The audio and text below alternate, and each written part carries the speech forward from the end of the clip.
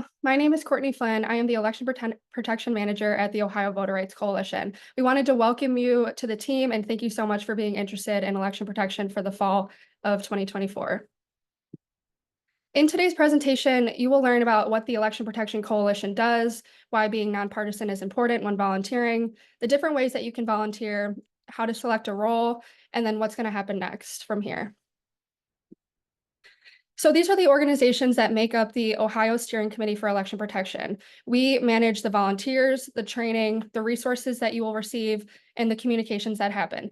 So there are thousands of volunteers that are already doing this work. In other states, this is happening. We're part of a national coalition, but this is the team that's making it happen this November. And our work surrounds the election protection hotline. Our hotline comes in English, Spanish, a few various Asian languages, and it comes in Arabic as well. So these are going to come on resources that we give you, but this is what is important to know as we get into the fall.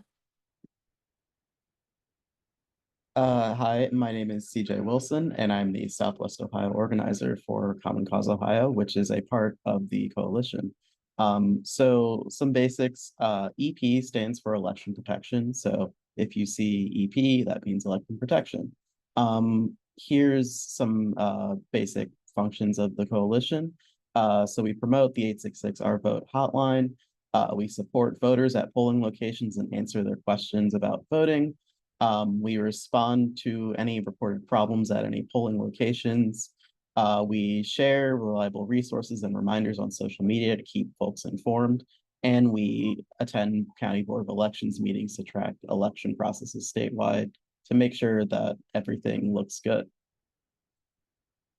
Again, want to emphasize that our work is nonpartisan. We are not affiliated with any specific political party. We are interested in getting people the resources they need and making sure everyone is informed.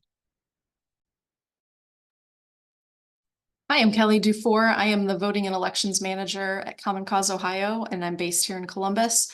And we're excited to have you on the team and just wanted to quickly describe some of the roles and different volunteer opportunities.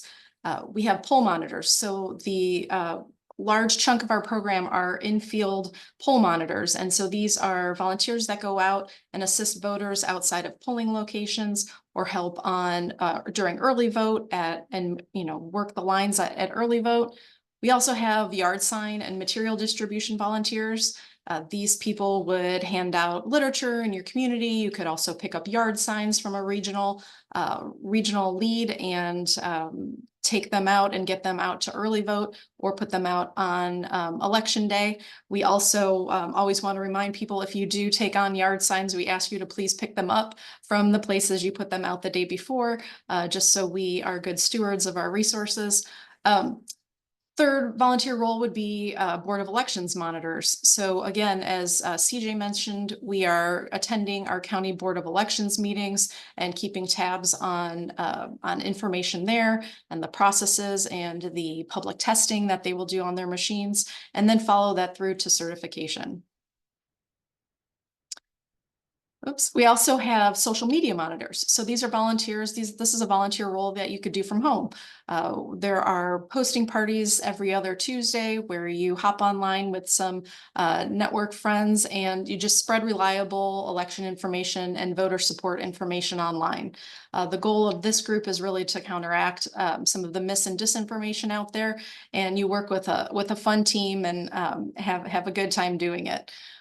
We have a couple specialized volunteer roles. So we have the command center, and these are highly trained voter advocates that have worked in this space before, and they will be helping to monitor and filter through all of the election protection hotline calls that we get during early vote and up through election day. We also have peacekeepers who are clergy and retired clergy, social workers who are trained in de-escalation. They will help poll monitors be out in the field, and we can dispatch them if there's a need to certain locations, but they really help to calm a crowd or work through possibly a little bit prickly situations during early vote or on election day. you may be wondering, like, can I do more than one? And of course, we encourage you to, to see what your capacity is like and take on as many functions as you'd like. There are, different times throughout the season, starting now through actually through certification. So it would go post-election day. And you can definitely sign up for more than one. And we have a little bit more information on that.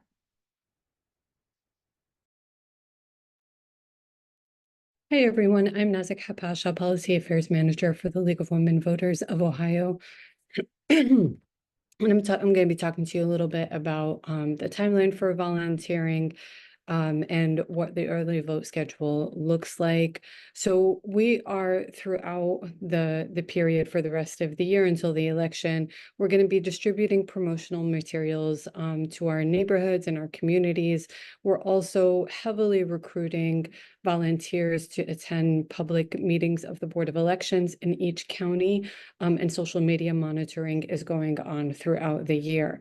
And then during the early vote period in October and on election day, we have poll monitor positions that will be open where people help voters at the polls.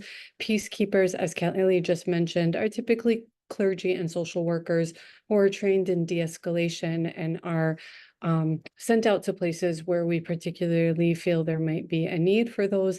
And then watching the command center, being part of the command center on election day, and helping monitor tickets that come in through the 866 hotline, happen through early vote and on election day. Next slide. So on the left side, you will see the early vote calendar, which goes from October into early November. And the thing to know about the elections calendar is that it looks a little bit different from week to week and on the weekends. But where we really have a critical need for poll monitors is the busiest times during early voting, which are the weekends and the sooner that we get to election day. So those time periods will be open to sign up for poll monitors during the early vote period and of course on election day. Hi, everyone. I'm Greer Ashbury, Senior Campaign Manager at All Voting is Local. So I'm going to tell you how to sign up for these roles. This is the new part of our process. So if you've been an election protection volunteer in the past, this is going to look new to you.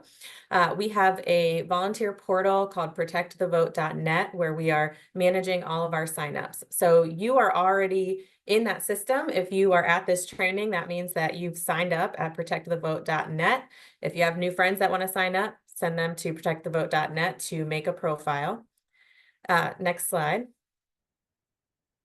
So in this profile, the good news is there's no passwords that you have to save and remember. This is managed with a magic password.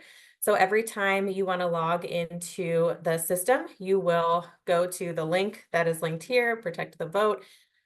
You'll put in your email address and you will be emailed a link to sign in. You'll click that link from your email address.